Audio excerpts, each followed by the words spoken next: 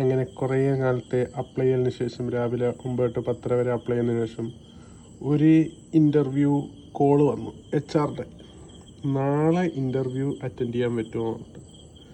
I think cyber business പാർക്കിലാണ്, highlight business പാർക്കിലാണ് interview. 10 മണിയാകുമ്പോൾ എത്താൻ പറഞ്ഞു. പക്ഷെ എനിക്ക് കാര്യമായിട്ട് വലിയ ധാരണയൊന്നുമില്ല. ഞാൻ എൻ്റെ CV അതിൻ്റെ അകത്തിട്ടു, CV ഇട്ടു. അത് ബേസ് ചെയ്തിട്ട് എന്നോട് ക്വസ്റ്റ്യൻ ചോദിക്കാൻ GPT-നോട് പറഞ്ഞേക്കാണ്. GPT ഓരോന്നോരോന്നായിട്ട് എനിക്ക് തരുന്നുണ്ട്.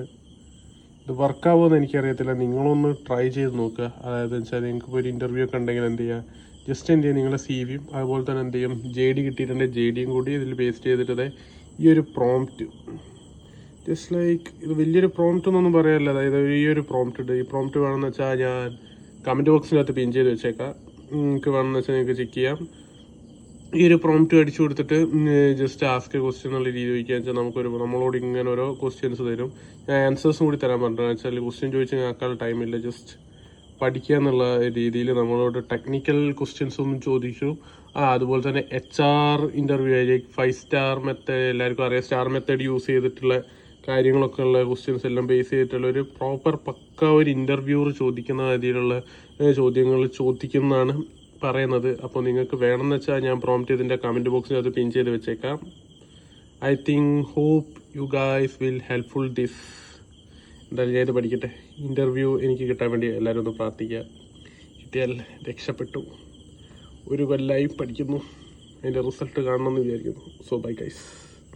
അങ്ങനെ കുറേ കാലത്തെ അപ്ലൈ ചെയ്തതിന് ശേഷം രാവിലെ 9 to 10 വരെ അപ്ലൈ ചെയ്തതിന് ശേഷം ഒരു ഇൻ്റർവ്യൂ കോള് വന്നു HR-ടെ.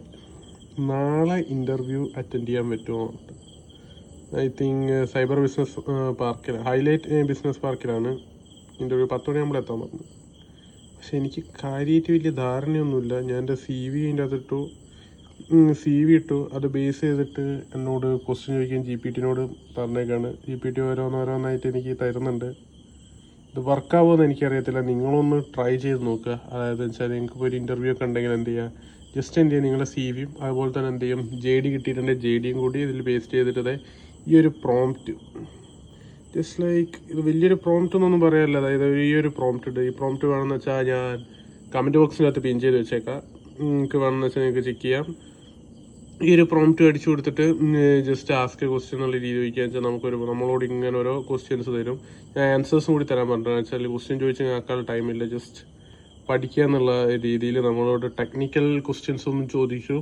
അതുപോലെ തന്നെ HR ഇൻ്റർവ്യൂ ആയിരിക്കും. 5 സ്റ്റാർ മെത്തേഡ് എല്ലാവർക്കും അറിയാം. സ്റ്റാർ മെത്തേഡ് യൂസ് ചെയ്തിട്ടുള്ള കാര്യങ്ങളൊക്കെ